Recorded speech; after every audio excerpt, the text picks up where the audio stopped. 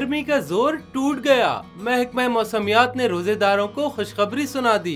महकमा मौसमियात के मुताबिक मुल्क के बेशतर इलाकों में मौसम खुश्क रहेगा, जबकि मरी, गलियात और गिरदोनवा में गरज चमक के साथ बारिश का इम्कान है। इस्लामाबाद, योब, मूसाखेल, चमन, जियारत और क्वेटा में गरज चमक के साथ बारिश की पेशगोई की गई है। रावलपिंडी, अटक, चकवाल, सरगोदा, फैसलाबाद, लाहौर, गुजरांवाला, भक्कर, लिया, नूरपुर थल में गरज चमक के साथ बारिश का इम्कान है। चित्राल, सवात, एबटाबाद, खैबर, पेशावर, चारसद्दा और वजीरिस्तान में भी बारिश की पेशगोई की गई है।